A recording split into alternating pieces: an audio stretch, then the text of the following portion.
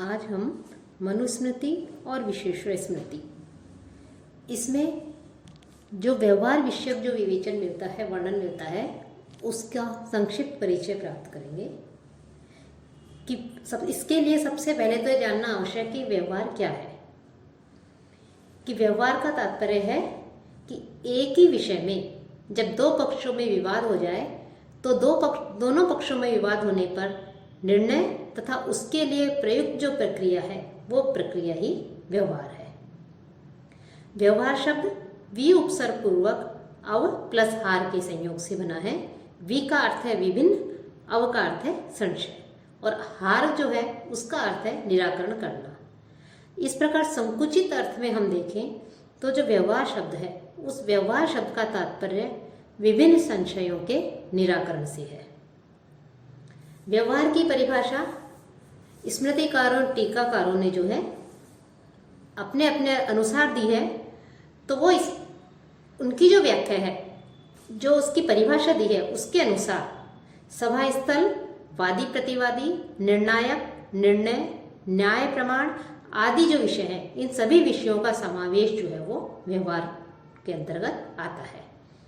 व्यवहार में विवाद के साथ न्यायिक जो प्रक्रिया है वो प्रक्रिया भी इसी में समाविष्ट आती है और व्यवहार के अंतर्गत आवेदन से लेकर साक्षी तक के जो अंश है वो भी इसमें समाविष्ट होते हैं। अब व्यवहार के विषय जो हैं उनमें विषय का तात्पर्य उस पक्ष से है जिससे न्याय की प्रक्रिया की जा सके, कि किस प्रकार से न्याय किया जाए। कोई वाद की स्थिति उत्पन्न होने पर, विवाद की स्थिति उत्पन्न होने पर किस प्रकार से उसका निर्णय किया जाए, ये सब व्यवहार के अंतर्गत आती है।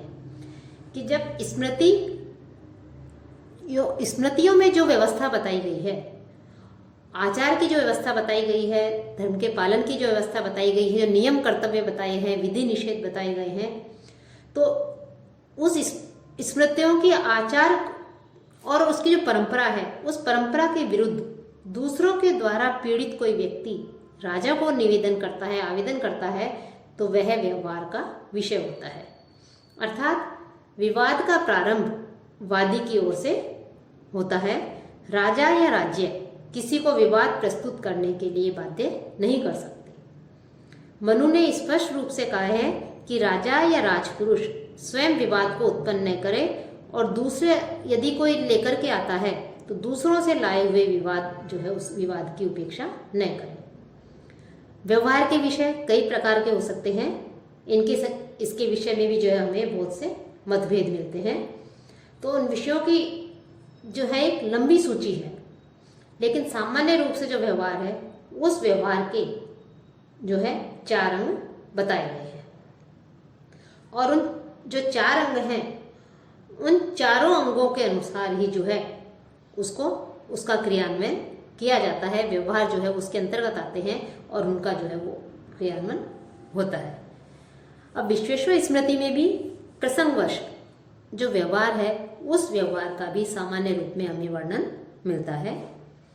मनुस्मृति एवं विश्वेश्वर स्मृति, इन दोनों में ही जो विवाद के प्रकार बताए गए हैं वो अष्टादश बताए गए हैं। अर्थात दोनों ही स्मृतियों में अष्टादश प्रकार के विवादों का उल्लेख हमें मिलता है। लेकिन इनमें अंतर मात्र इतना है कि मनु ने द्यूत और संवाद अर्थात दाव लगाना, इनको मिलाकर एक व्यवहार पद माना है। वहीं विश्वेश्वरनाथ रेव जी ने केवल समवाय को माना है। दोनों ही स्मृतियों में न्याय के लिए 3 विद्वानों के साथ मंत्री, अमात्य आदि की नियुक्ति का उल्लेख है। साथ ही जो नाबालिग है वो तथा विधवा, परित्यक्ता, संतानहीन आदि जो स्त्रियां हैं, उन स्त्रियों के धन की रक्षा का उत्तरदायित्व भी राजा को ही सौंपकर उसे छीनने वाले के लिए दंड का विधान हमें विश्वेश्वर स्मृति में मिलता है और मनुस्मृति में भी इस प्रकार का उल्लेख हमें मिलता है। अस्वामिक धन की रक्षा करने के कारण मनुस्मृति में राजा को 3 वर्ष बाद उस धन का अधिकारी मानकर उस धन को, जिसका कि कोई स्वामी नहीं है, 3 वर्ष के पश्चात तो राजा उस धन का अधिकारी हो जाता है और उसे राजकोष में सम्मिलित कर सकता है। ऐसा मनुस्मृति में हमें देखने को मिलता है। जबकि विश्वेश्वर स्मृति में 6 महीने पश्चात जिसका कोई स्वामी नहीं है, ऐसे धन को राजकोष में सम्मिलित करने के लिए कहा गया है।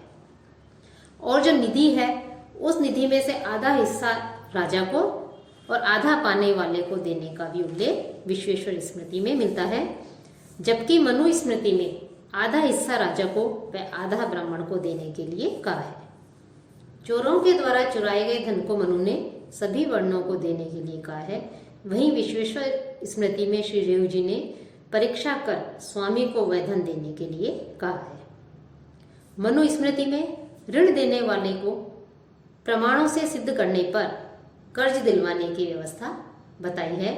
विश्वेश्वर स्मृति में अपना शुल्क लेने के लिए कहा है। गृहस्थी, पुत्रवान, पड़ोसी, ब्राह्मण आदि जो लोग हैं, इनको दोनों ही स्मृतियों में समान रूप से साक्षी माना है। अर्थात विवाद की स्थिति उत्पन्न होने पर या कोई संशय होने पर, व्यवहार का विषय होने पर जब साक्षी की आवश्यकता होती है, तो दोनों ही स्मृतियों में जो गृहस्थी, पुत्रवान आदि जो हैं, इनको साक्षी के रूप में स्वीकार किया गया है। निक्षेप के संबंध में दोनों ही स्मृतियों में निक्षेप रखने वाले के जीवित रहने पर उसके पुत्र आदि को देने का निषेध बताकर उसकी मृत्यु होने पर उसकी स्त्री और पुत्र आदि को उत्तराधिकारी माना है। साथ ही आकस्मिक आपत्ति होने पर यदि किसी ने किसी के पास धरोहर के रूप में धन रखा और ऐसी आकस्मिक विपत्ति आ गई, संकट आ गया कि वो धन जो है, धरोहर के रूप में जो धन रखा था वो, या जो धरोहर है वो नष्ट हो जाती है, तो धरोहर इस स्थिति में जो धरोहर की रक्षा करने वाला है उसको दोषी नहीं माना गया है और उसके लिए जो है दंड की व्यवस्था भी नहीं की गई है कि उसे दंडित नहीं किया जाए, क्योंकि वो आकस्मिक संकट आया है, आकस्मिक विपत्ति आई है। ऐसी स्थिति में जो कि उस धरोहर की रक्षा करने वाला है उसका जो है कोई त्रुटि नहीं है, इसलिए उसे दोषी नहीं माना जाता और उसके लिए किसी प्रकार के दंड का भी जो है व्यवधान उसका जो है यहाँ पर दोनों ही स्मृतियों में नहीं किया गया है। तो इस प्रकार से व्यवहार विषयक विवेचन भी दोनों ही स्मृतियों में मिलता है। विश्वेश्वर स्मृति में भी हमें जो है संक्षेप में जो है व्यवहार विषयक विवेचन देखने को मिलता है।